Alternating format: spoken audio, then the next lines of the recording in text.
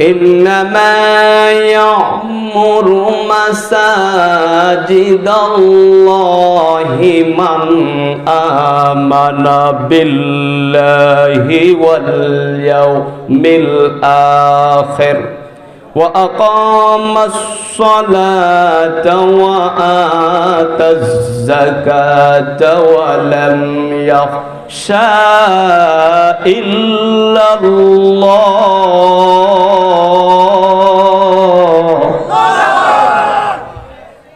فعسى أولئك أن يكونوا من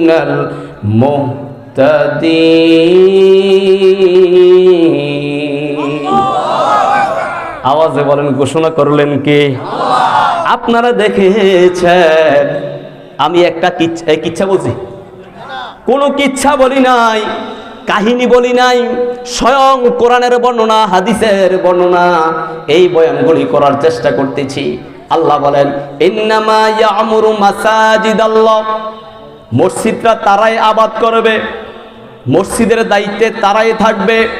মান আমানা বিল্লাহ, যারা আল্লাহর প্রতি ঈমান আনবে, ওয়াল ইয়াউমিল আখির, যারা পরকালের প্রতি ঈমান আনবে, ওয়া আকামাস সালাত, যারা নামাজ কায়েম করে। যারা কি করে? এই বলেন, যারা কি করে? ওয়া আকামাস সালাত, যারা নামাজ কায়েম করে, ওয়া আতাজ যাকাত, যাকাত প্রদান করে। এখানে তো বেনামাজির কথা বলে নাই। ওয়ালাম ইয়াখশা ইল্লাল্লাহ, আমি আল্লাহ ছাড়া আর পৃথিবীকে কাউকে ভয় পাই না। এই মুহূর্তে আরিফপুর এলাকার বন্ধুরা, আমি সকল থেকে জানতে চাই, একমাত্র ভয় করব কারে? এই বলেন, কারে? কারে? একমাত্র আল্লাহকে ভয় করব। এটা আমাদের বাহাদুরি নয়। যিনি সৃষ্টি করেছেন তিনি আছেন, এই তিনি তাকে মানব, এই মসজিদের দান খয়রাত করব, সদকায়ে জারিয়া রেখে যাব। অনেক সন্তান আছে কি করে, মা মারা গিয়েছে, বাবা মারা গিয়েছে, কিন্তু মার কবরে যায় না, বাবার কবরে যায় না।